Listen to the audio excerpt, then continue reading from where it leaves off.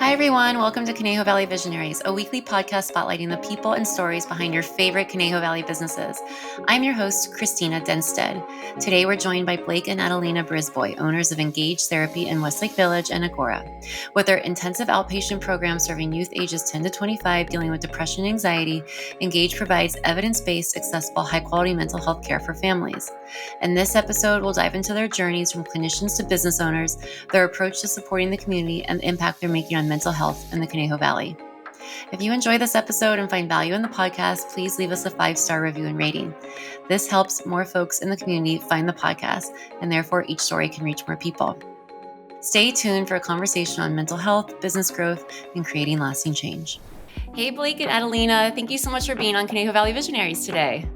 Thanks for having us. Yeah, thanks for having us. I'm excited to learn more about Engage Therapy. I, was able to do a little bit of research, but so curious about how you guys got started, what your background is, and what it is that you're doing for the youth here out in the Conejo Valley. So, as we always like to do on this podcast is go back to the beginning. And I'd love to understand from each of you, what did you want to be when you grew up, and what did you decide to study in school?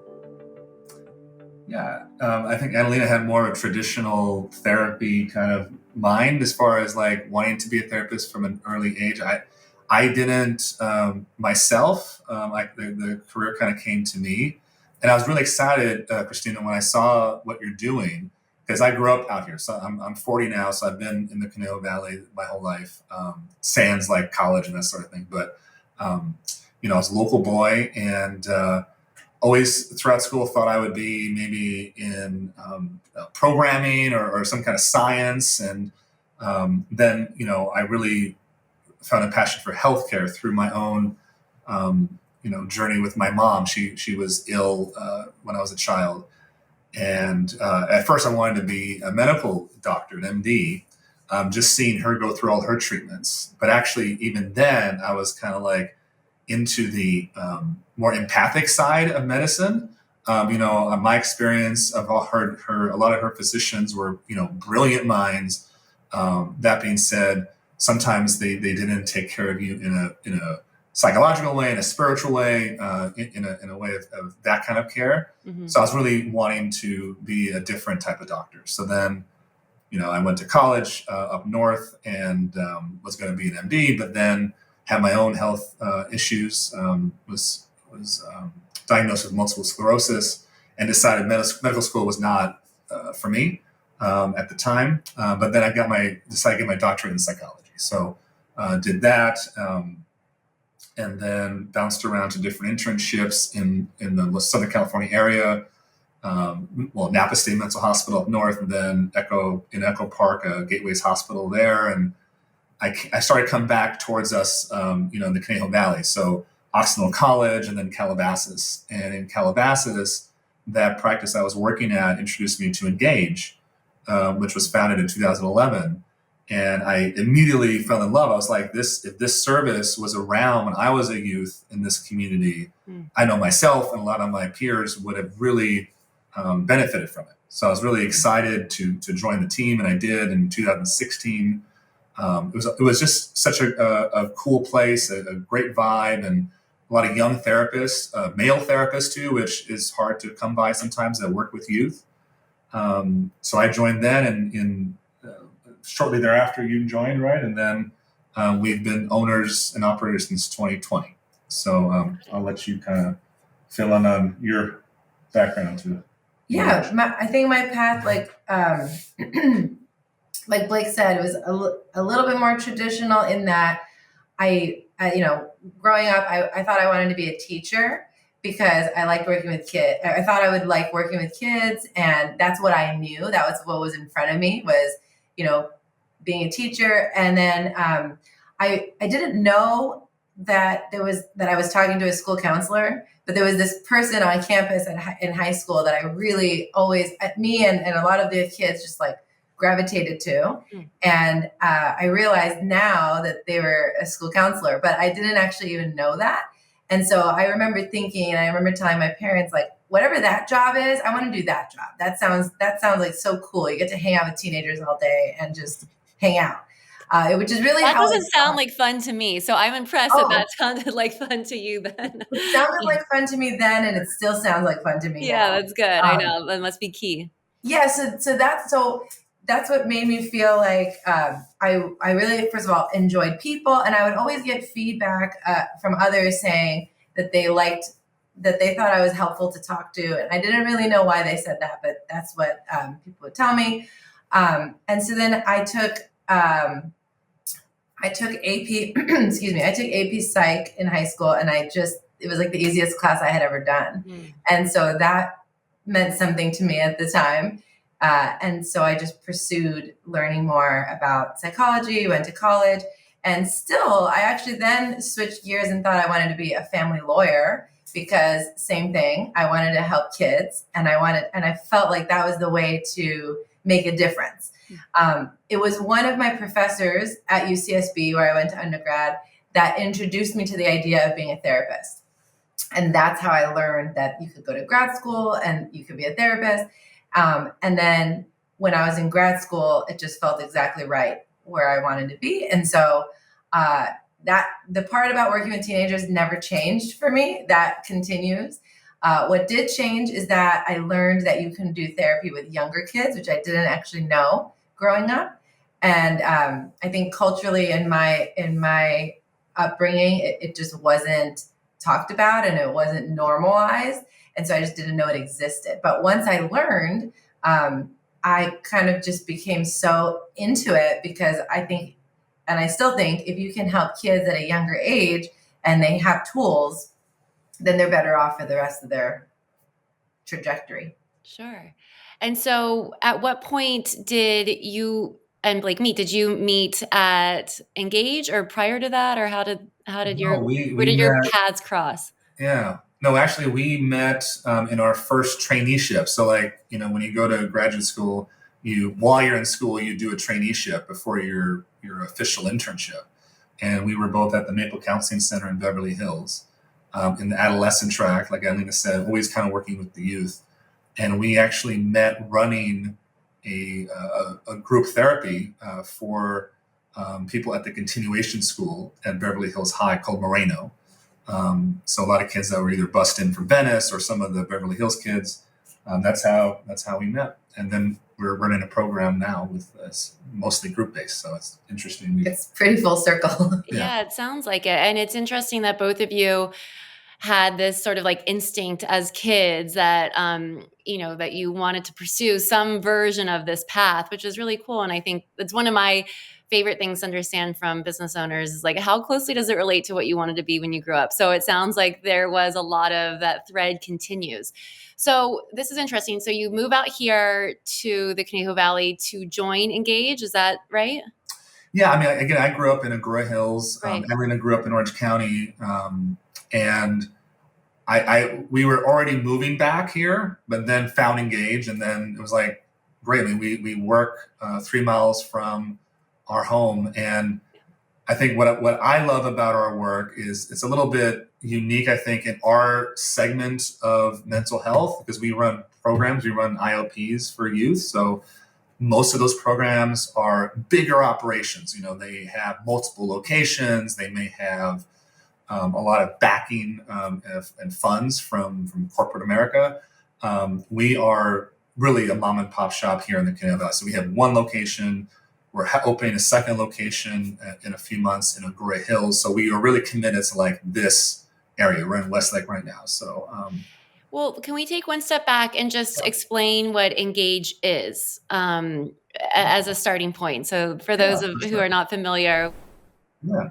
Like I said, Engage was founded in 2011 and has since that time primarily been programs alongside a private practice. So all the clinicians do practice, like individual sessions and that sort of thing. But our main service to our community are the intensive outpatient programs.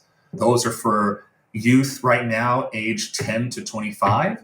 And we have 3 separate programs that have separate curriculums, separate meeting times, separate therapists that are by developmental age. So 10 to 12 is we call our preteen IOP.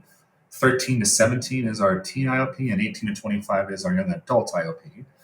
And IOP means that someone needs more than like once a week therapy. They might be depressed or anxious enough, which is our focus. Our focus is primary mental health. We don't treat, for instance, substance abuse or eating disorders or other specialties that we would refer out. But our program, the curriculum and the help is based in depression and anxiety. So, the kiddos that come here, the clients that come here might not be functioning right now in school. They might have suicidal ideation or maybe have had an attempt. So they're relatively acute, but they still live at home. So they're not, in a hospital, they're not in a residential, or maybe they were in a residential, now they're coming back home. So they come here after school. They're usually in school still, or working if they're a young adult. And they're here 3 hours a day for group, 3 to 4 days a week. And then they have family therapy and, the parents get parent support group. So it's kind of a wraparound systemic intervention that usually is about 30 treatment days. So like they're here 6 to 10 weeks. And our goal is like to stabilize them so they can be handed back down to like a lower level of care. So like a once a week therapist that usually they already have established in the community, or we would help them establish. Really interesting. And so was Engage unique when you first found it, that like in Southern California, or just in the Conejo Valley in general, or like specifically in terms of a program like this? Yeah, I mean, UCLA has a PHP program, they still do. And at the time, that was like one of the only programs. And in Malibu, there was some, but in this community, and this was it. Nowadays, there are other programs that are out there in our area, which is great. A lot more people can be helped by them. But yeah. What's made Engage always unique is that it's run by people who really care. And that's been consistent throughout. So our whole staff, and it always has been, that the therapists here want to help kids, genuinely enjoy what we do. I think that's what drew us, and drew us to continue the work as well, is that I think there's a really big difference when you work with teenagers. It's authenticity and genuinely showing up is what matters. That's what makes the difference. And so that, to me, is what has always been unique about Engage, is that it's not just people showing up for a job. It's people who really have their heart in it. And I think that's really cool. So that's what makes it unique. Yeah. And so when you both first started at Engage, you started as therapists there or helping run the program? And then did you have designs or desires to own your own business, or, take me through that process of like how you decided to go from, I suppose, independent contributor to owner of the business? Yeah, I don't think I tell people that I never had aspirations to be an owner of a bigger thing. Going into the field, I always kind of imagine I would have my shingle on my door and kind of old school therapy, because to kind of go back to my journey with therapy, kind of similar to my wife. I was not oriented to therapy growing up. Like you said, like I mentioned, like I always wanted to help people. I always felt like to be a more empathic doctor, physical medicine. But therapy, my mother was born in Havana, Cuba. My dad was from the Midwest. Adelina, your parents were from Iran and Nicaragua, right? So like therapy was not something that like we grew up with or had any concept of until, for me personally, I have my lived experience of being depressed when my mother passed away when I was in high school. And I was helped by a therapist. And actually I was taken in by a family when my mother passed away, and the mother was a therapist. So she's like, let's get this kid in therapy. And that lived experience really is what brought me to Engage. Like I said at the beginning, like, man, this is so cool. Like if I had this community here, this group therapy and this program, it would have been so great for me. So I was really excited to join, and I had no aspirations of that. And I think what transitioned us into ownership, and it was the pandemic time right there, was really just wanting to continue this journey for Engage. Really wanting it to be something that's still in the community. It had been there at that point for about 8 or 9 years, and we wanted to just take it and improve it.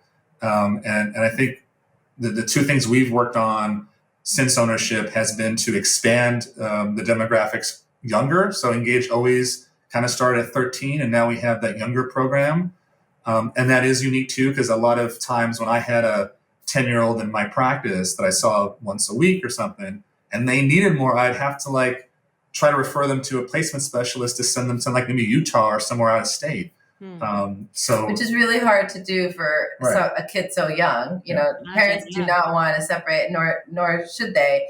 So we're also passionate about working with younger kids because of our training. We were trained by somebody named Violet Oaklander, and she created a model in working with younger kids. And so we have a really strong, although we like working with teenagers, it's that training that really pushed us to start that younger track, because we feel like we have confidence in knowing how to do so from that experience. And then we were running an IOP, so we thought, okay, we really feel strong and confident in both of these areas, so we can mix them. And there's a need, like he was saying. And so we did expand into a younger age bracket. And I'll say this about like transitioning into ownership, like you were mentioning, it was really a growth experience for us as a couple and as just therapists. Because, when you go to graduate school, they do not teach you anything about business. You're not getting an MBA.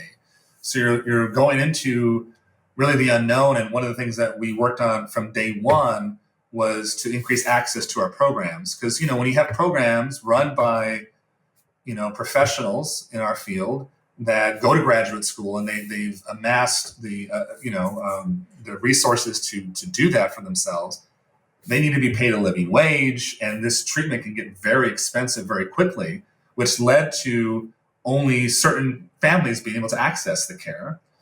So we wanted to change that. So, the first thing we did was try to partner with insurance providers to be in network, to get the programs in network. And we have successfully with many of the major ones, not all of them, unfortunately. We keep trying, but that was kind of a big shift and a big thing as far as like transitioning from psychologist to business owner, alongside all the things about running the business, but also learning that end of it. Which is, we could do a 10-hour podcast on just insurance and our systems for how we pay for healthcare. But that's been, in the 4 years we've been operating, 4.5 years, has been one of the big growth areas. Wow, that's incredible. And I do, candidly, therapists are hard to find who accept insurance. So It is amazing that that's something that you prioritize and have opened up, because especially I imagine for younger generations who are dealing with this, it's definitely an expense that might seem hard for a family to take on. And so being able to open that up to insurance is the last thing you want in a crisis when your kid's not well, and you're really scared, is to also be like, well, this is going to cost a lot of money, and that's add that stress on top of it. So we do our best as much as we can to have a really good program, like a really solid clinical program. So that's the thing. Like, our challenge was, let's increase the access while actually increasing the clinical care. Right. And I think we're pretty proud that we've done both, at our expense at times, unfortunately. Well, I was going to ask, were there any tools or resources that you leaned into at that time to learn how to take on the business side of things? Yeah, I think we've had mentors, family mentors. I think, a big deal was, and Adelina can speak more to this, but early on when we launched that child program, Adelina's supervisor back in the day, Dr. Peggy Matson, I'll let you speak to it. You learned that she was moving out here, right? Yeah, she was moving out to our area. And so we were able to have her, we asked her if she would be willing to join our team, and she did. And we're so grateful for that, because, with her leadership, together, we felt like we could really strongly start, the clinical side of the young program. In terms of the business side of things, I will say it was a lot of trial and error. We had to figure things out the hard way. We had to make really hard decisions that didn't always, feel great to other people, but we feel really strongly about looking out for our whole system. And we've now, looking back, we can say, well, yeah, those were all really difficult decisions that we made that allowed more kids to get more services. And so for that, it's worth it. I say that because, any organization doesn't like change. Like, people don't really like change. And this was all happening during the time of the pandemic. Yeah. So it was early 2020 when we became business owners. And so it was a weird time to be a parent. It was a weird time to be a therapist. It was just a weird time in general. We didn't know what to expect. And so I think in hindsight, again, at the time, I would have told you something very different. But now I can say, well, because of the pandemic, we could try a lot of things. Yeah. And what worked, we kept them. And what didn't work, we could really quickly pivot and try something different. And so I think that was a big piece of how we got here. And we're still learning. So anytime we have an opportunity to talk with someone and pick their brain about business or insurance or whatever it may be, billing, we do it, and we just try to learn. Well, and it's interesting that this is happening during the pandemic, given that your programs are in person. Is that the base foundation that's of one it? of our advantages to being small. Like I said, that a lot of places are these big out of necessity, right, to serve people they get big. But for us, we went virtual for like 2 weeks during the pandemic, and we were able to really through a lot of work, but also we were all kind of guessing. I mean, I really reached out to a lot of healthcare providers about what are these protocols, and as we all know, there weren't really protocols. No one knew. We were really kind of flying by the seat of our pants in a way, but we were able to really operate that whole time in person with a lot of protocols, masks. We were able to find PCR testing that eventually went to Hollywood that they could do within 20 minutes in Calabasas. We had our friend John help us with that. There were things that really helped us safely and confidently provide these groups. And what was, kind of fascinating about that time too was, teenagers, when they go into treatment, there are teenagers that are happy to be here, that they want the help. They're all about it. And then there are other times when, they're being told they're going to be here by a parent or by their, doctor or whoever, and they're less than thrilled to be here. I'll say this: in the pandemic, everybody was thrilled to be here. Because they didn't have school, they weren't seeing their peers. So it was really quite the needed service at the time. Obviously, there was a lot of mental health, challenges at that time too. So like Adelina said, we were able to make changes. And I'll say, from a business standpoint, we're always learning. But I think the advantage of being a therapist, psychologist, rather than an MBA is we do look at every business decision through the lens of what's best for the client. We're not looking at KPIs or profits or whatever it is. Just is this decision the best thing for the people we serve? And if we're doing that job, then we have a business. Does that make sense? And it's kind of worked out that way. No, that does make sense. And that's interesting, because I was going to ask, do you think that in these programs where you're studying to become a psychologist or a therapist, that they should start including more business-oriented schooling in, or does that take away from ultimately, the goal of helping people? Is it in conflict, I suppose? I don't think it's in conflict. I think they should teach it. It's just that, what would you teach? Because it so depends on the direction that you're going, and, community mental health versus private practice, which, I think it would be hard if I was a grad school program, it would be hard to decide what to teach, because I don't think there's a right or wrong way. And that's what we have kind of figured out. What's been our guiding post is, like you said, what's ethical, what's correct, what's in a best clinical judgment, because that we know really well. We know what the answer is. There's a pretty clear answer always. But in terms of business, if you were to teach that, even if we were to mentor somebody, the answer for most questions would be, it depends. It depends on this, it depends on that. And for us, and if you were to teach it in a program, the clinical piece, I think, always has to be in front, and I think that's where the piece of it depends comes, right? It depends on what the needs of the client is. Well, it's a fascinating question too, because education, I think my expectation is it's changing and will change with AI and everything, our access to information and people. And I guess my experience of graduate school, on my end, and my licensing, journey to, with a psychology degree, you to get licensed, you take this test called the EPPP, and it's a nationwide exam. And honestly, if I'm being honest, like, it's a soul crushing exam. I mean, you take that thing, and the breadth of questions you get asked, because the breadth of the psychological field is pretty wide. Like, we're doing our little piece of it, but I could have taken my degree and, as a licensed therapist, do more forensic work or do more testing or do all these other things. Yeah. And that exam tests on all those things. So, like, the breadth that you're already, educating someone in is a pretty wide one. And that's a lot, right? But then I'm just thinking, if I had to run a university and then interject, like, oh, I need to have an expert in business that knew enough about this other field, that's a lot. So I'd be overwhelmed with that. But it's the truth that a lot of therapists or psychologists or psychiatrists want to run their own practice. They want a private practice, and that is running a business.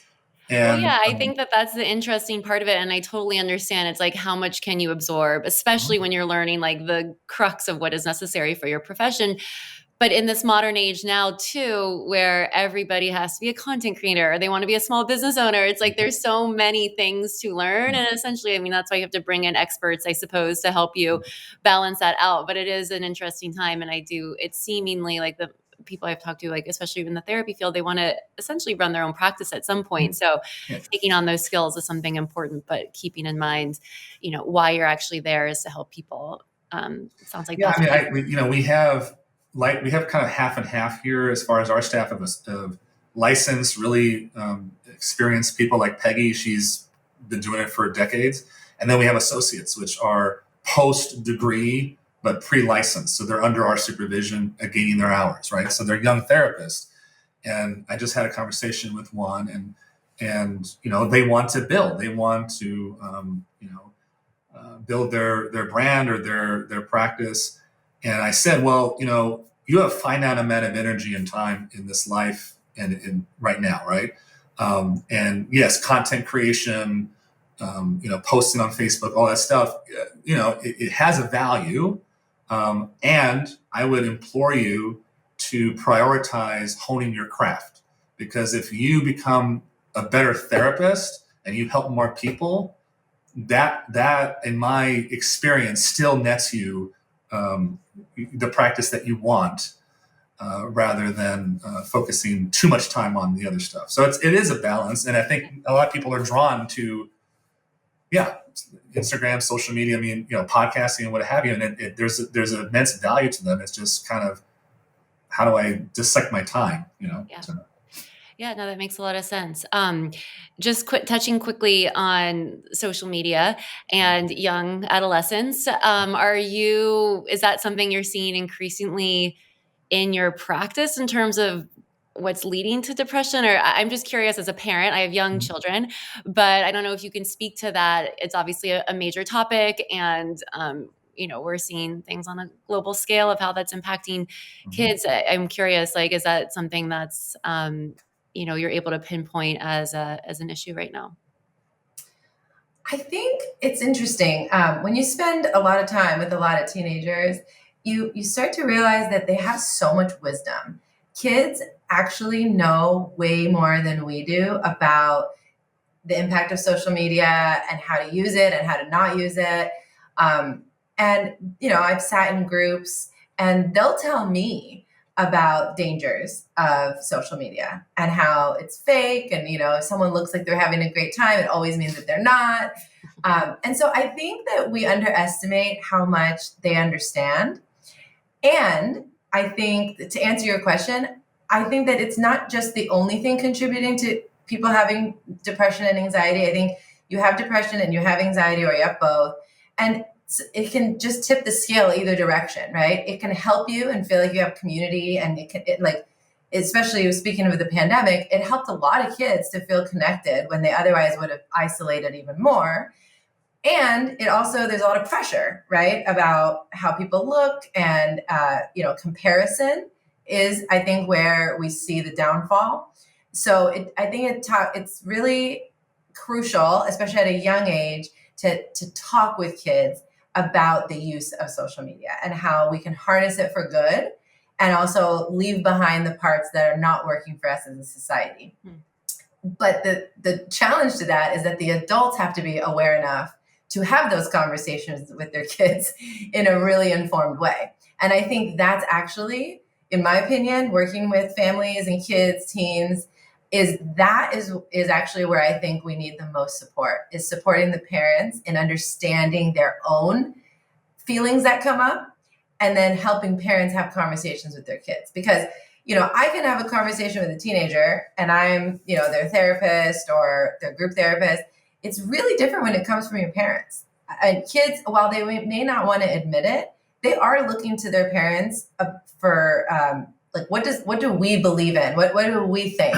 What does our family stand for and not stand for? Yeah. Right. So if you as a parent can use it as a way to say, look how this is used for good. Like right now with the wildfires, I think social media is being used for good. It's, gathering resources and sharing information and helping each other. Now, if it's used for bullying and someone's using that platform to put someone down, I think that's an opportunity for a parent to say, this is how we don't do this. Yeah. I've heard people talk about, the internet being like the wild, wild west. And I don't think it's the wild, wild west anymore. But I think it's kind of like when you learn how to drive, there's a manual for how to drive, and driving can be very safe, but it can also be very dangerous, depending on how you manage the car, right? Or the people around you are managing their cars. And so we don't have a manual yet. Maybe we will in the future, but I think each parent ends up being their kid's manual. And so you have to kind of get it straight. And also, if you're the other parent who's parenting with you needs, being on the same page is important. Well, it's interesting because I think that, and it's funny that you say that kids have more wisdom almost than us as adults. And, I know in my own situation, but also with friends too, it's like, at what point do we need to be going to seek treatment for our use of social media or our phone more so maybe than kids do? Maybe they understand better how to balance it. Whereas, we're using it in sort of different ways, not to bully people, but just an obsession with it or a, true addiction. So it's an interesting time. Well, I mean, right. It's changed all of our lives. I mean, I'm old enough that I remember a time, prior to smartphones and the internet as it is today, and just how we disseminate information, how information is brought to us, right? We can kind of all see the pain points of that along with the great stuff, which does exist. I mean, I was at a conference in Phoenix a few months ago, and there was a panel of youth, young adults basically, and some teenagers who have harnessed, like Adelina said, the internet and social media specifically to do amazing things. I mean, visiting the White House and really being honored and doing great social impact work. So there's greatness to it. And there is things we've lost, and I think it's really shifted. I mean, I think most of us have seen that infographic that's gone viral where, like, back in the day, people spent their time with things like community, family, faith, what have you, right? And then since the internet, it's just most of our time is spent on a device, right? Which I think, going back to your question about anxiety, depression, and looking back at the pandemic, for instance, right? Like, we're social creatures. Like, we need social interaction. We need community. Well, especially as adolescents. Especially as adolescents, you're forming your identity. So without that, the mental health crisis that we're seeing in our youth now, of course, was impacted by the lack of social interaction, the lack of being to be able to bounce your identity off of interactions and practice that. And I mean, just the fact that you think about when I was in middle school, for instance, which is such a formative age socially, right? I was on a device. I think the average was like, I don't know, an hour a day, 2 hours a day, whatever it was, right? But that's now 7-8 times that. So you extrapolate that over that period of time of adolescence, and you have a lot less practice at socializing, right? So you don't feel as confident in it. You don't take the chance. You don't need to, because there's apps for that, right? So again, it's not to demonize it, but it's also to be like, man, this is powerful. It's so powerful. And now with AI and with corporate America kind of having control over how we get information, what information we get, it is a little intimidating to me to understand what the future is going to be for that. Yeah, no, and I imagine you're just forced to sort of constantly stay up on that too, because it was different than when you were getting your degree or whatever, things have changed, but the core foundations of how you operate might be the same. Well, that was a tangent, but thank you for sharing that. And I think it is interesting. I think the idea of offering resources to parents too is such an important thing. If somebody wanted to explore engaged therapy, are they going to you purely for these intensive programs for their kids? Are there resources separately for parents? What are the different ways quickly on how, maybe a person can engage? Yeah. So, well, Blake said, our main service is the intensive outpatient program, but we also do have something called reflective parenting groups. So Dr. Peggy Matson, who we've mentioned here, she runs those groups that you don't have to be part of our program to be a part of. So you can just opt in. It's a 10-week class, essentially, in attachment-based parenting. And so it's really an excellent curriculum. And you can just, we actually recommend that both parents join if possible, so that, like I said, everyone's on the same page. We also have outpatient support groups for preteens, teens, and young adults that are just general support groups to have community. And a lot of our clients that come to our program, they want to stick around and stay connected, so they join those groups. But you don't have to be part of our program to join those groups. It's just sometimes therapists will refer their clients over so that they can be part of, peers. Mm-hmm. We also have 2 outpatient support groups for LGBTQIA youth. So again, there's a safe place to come and be together and process challenges that may come up. And then additionally, we do have a free parent support group that Dr. Peggy Matson runs. That's virtual and that's online. It's on our website and people can just log on. It's on Tuesday nights. I will say that the families in our program are required to join that group. So a lot of times the content is, revolves around the skills that are being taught in our groups, which are helpful for everybody, by the way. They're just skills to learn. But anyone is welcome to join that for free. And that's our way of just trying to help our community and be a resource. So people can just pop in as they wish. And also we really pride ourselves on, again, helping. So like if someone calls us and we're not the fit, like they don't need our program's not the fit, whatever, we spend time and resources to help that family find whoever it is that will be helpful. And also I'll say that we are, I mentioned we're starting a new location in Agoura Hills, and the first service that we'll be providing there is for young parents.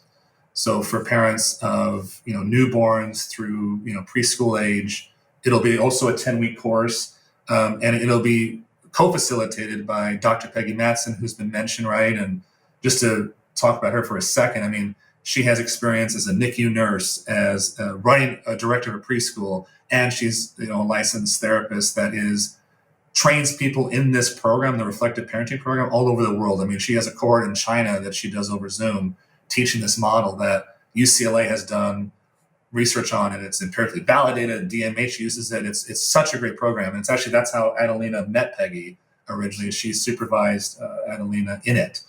So she'll be running this group in Agoura alongside our clinical director, Jessica Mon. And it'll be this 10-week course where it's 2 hours every Tuesday morning. And there'll be sometimes when the kids and the parents and the therapists are all together, times where the parents will be observing play with the therapist, times where the therapist will be observing play with the parents. And then there'll be times when the parents are in their own session and the kids are in the next room with the therapist getting services. So it'll be this really great 10-week thing that we're doing Tuesday mornings from 9 to 11. So we're excited about that. Again, we felt like that doesn't really exist out here in the Conejo Valley in that way. So we're excited about that. That sounds really interesting and something that would have probably been helpful when I had preschool age or younger babies. Well, how we think of it is it would be helpful for us. I mean, she's going to do the first cohort. We have an 8-month-old, a 6-year-old and an 8-month-old. So you're going to do the first. Well, yeah, I mean, cohort. Because I've been trained in all this, a lot of times people say like, oh, parenting must be so easy for you. And the thing is, in some ways, I'm grateful for what I know, but we both know, right? But also, I know so much that it also makes it challenging because I see moments where I'm like, oh, I'm dropping the ball, or I could do better, or am I messing this part up? And so even for somebody who's trained in this and helps other parents, it's always easier to see other people's path than your own. And so, yeah, I'm really excited to take it myself and get a refresh. But the passion, again, comes from all of our hearts of wanting to help young, new families so that hopefully they have these skills to carry them through childhood. That's fantastic. Okay. I know I've been taking a lot of your time, so I have a couple other questions for you. First one is, what has been the biggest challenge of running your business? That's a good question. Do you have it? I mean, I think, like I said, running a business as a mental health professional and learning just kind of on the fly in a way. I think, navigating our pretty complex insurance industry that we have, and trying to support families and getting their care supported by it while also maintaining a really high level of quality, and also amassing a really exceptional staff that shares our values and that is really passionate about the work. I think those are the things that we've focused on and have, been successful at and also have struggled with. So I think, that's, I guess, my answer. Yeah, I would say the same. I think I was going to say that the hardest part is holding the clinical piece in mind, and the business side. Sometimes they're in conflict. So like, it'll be interesting, even because it's us, it's just us, right? And so sometimes, and we flip flop. Like sometimes I'll be more thinking like, well, we have to do this because it's the clinical thing, and then he's like, yeah, but from the business perspective, we need to do this, and then the next day we'll flip and he'll say, well, clinically we need this. And I'll say, yeah, but business wise, that doesn't work. And so just navigating that at all times, it's really nice. And it's also kind of confusing how we switch roles back and forth often about worrying about the different aspects. But I think it's worked so far. Because our values are really aligned. And that's where, like, when you have a system and the values align, I think there's a lot of greatness that comes out of people that think a little differently and bouncing. That's where I feel like we make a really good team, like the Roy and Walt Disney business, right? So someone is like the idea person and the other person's like, well, how can we execute that? Practically, that's not going to work. Right. But yeah. So I think that's been our, and I think for the first 2 or 3 years of the business, I mean, we lived it. It was the pandemic, and we had a 2-year-old at the time and a lot of time, but not a lot of time. So we did everything. I mean, I think early on we were doing almost every function of the business ourselves from home in a way with the 2-year-old. And what broke both of our hearts, kind of, but also was kind of cute, was, our 2-year-old was just starting to speak, and she would be doing, and I would do some, but Adelina would do a lot of assessments for the program. So, talking to parents about the program, and this is a fit, all that stuff, but over the phone. And obviously you have a 2-year-old, they want your attention, right? So like devices, like you're there, but not there, which is confusing to a kid. And then she started playing, like if I started playing with her, she goes, Dad, I can't play with you. I'm doing an assessment for Engage. I mean, this is a 2-year-old, and it was kind of your youngest employee. Right. And it was kind of heartbreaking in a way, but right. Well, it reflected to us what we were giving her. Yes. Is like when her play was mimicking what we were doing. You're modeling, right? That's for better or worse. It was a rude awakening that's what we had to do, and we were in survival mode, but she was reflecting back to us what we were doing. And so, yeah, that's why it's cute, but it's also heartbreaking. Yeah, no, I get it. Well, on the other side, what are you most proud of? That's also hard because there's a lot of things. I think I'm really proud of the way that we show up for the community. I think another thing that we're really, proud of, I guess, keep using the same word, is that, like if there's a crisis at a school or there's a crisis in our community, we show up. And one thing that I also think we're really good at is that if we identify a need, we get more information about it. So there seemed to be a need in supporting systems, especially schools, in evaluating crisis, like risk management, like homicidal or suicidal risk. And so we're connected with a lot of schools in our area, and we help them. If there's someone that they flag as concern for, homicidal risk or suicidal risk, they send them to us, and we just, at no cost to anybody, we just do our normal assessment to see if there's any risk. And I'm really proud of that, because I think that impact is bigger than just us in our office. I think it protects our kids in our schools, our kids, and our kids as a whole. And I think that's really important, because I think when we don't feel safe, then learning can't happen, growth and thriving doesn't happen. And so that's a big deal to me, as well as, like we already talked about, is access. Really allow it, because when someone needs IOP, it's a medical necessity. It's not like someone signs up and says, I want to do this for summer camp, or I want to do this for a couple of weeks. It's because they need it. So we evaluate them and we assess for medical need.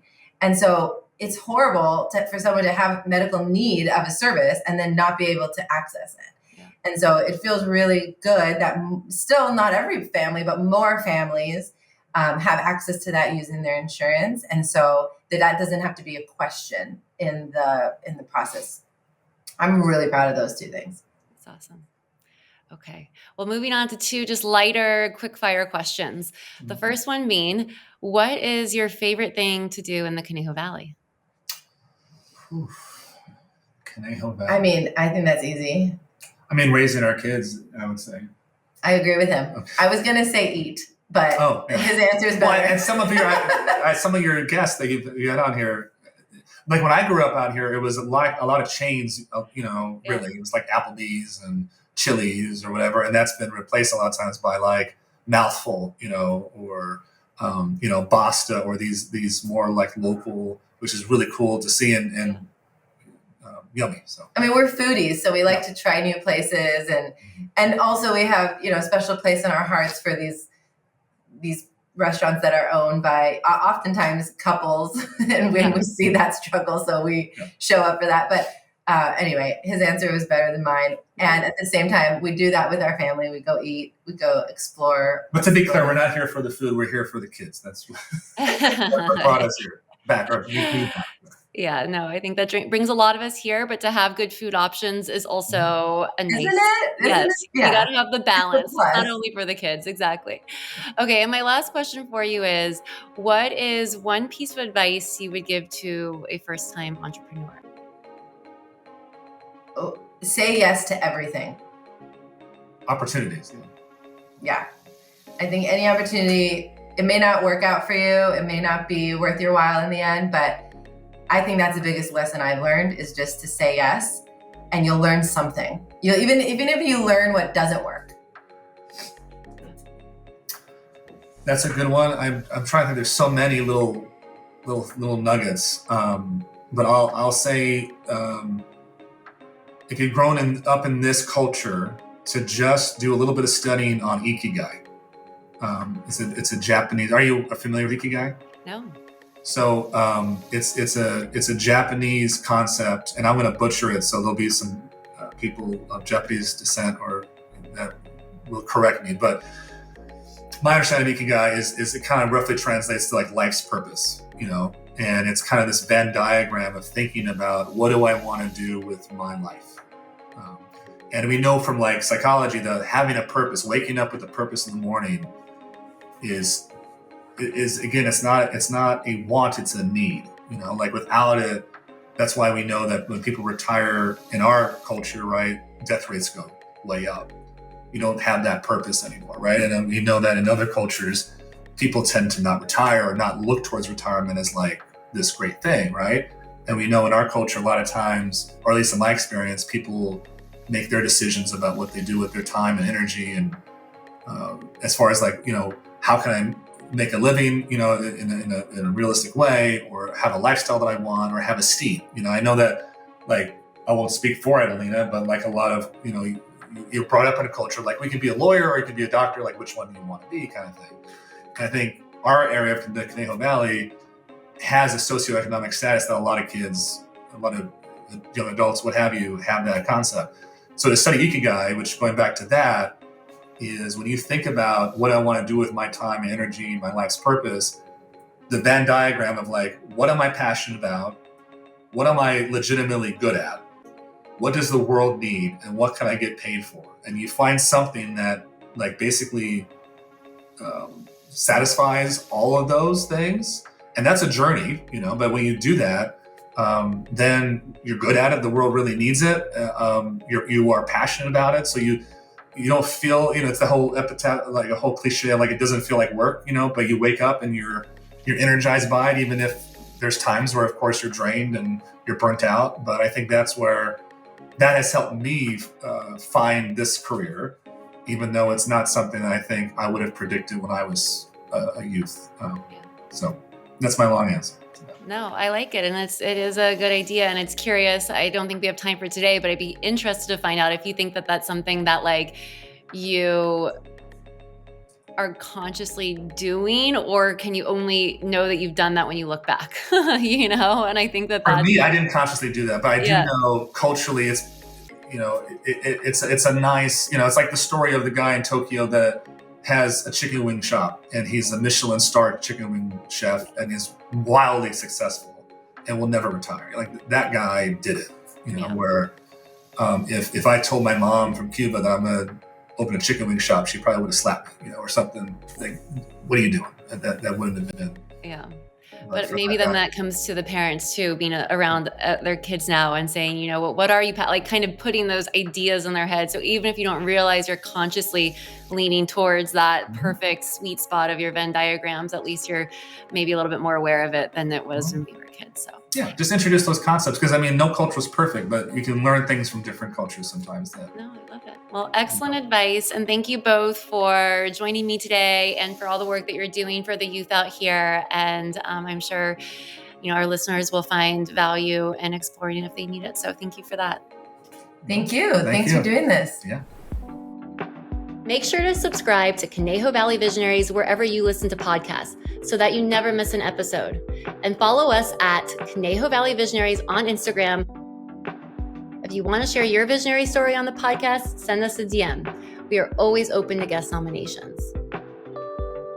This episode was produced by Cristina Dennstedt and Justin J.Sloan. Conejo Valley Visionaries is edited by Justin J.Sloan and J.Sloan Productions.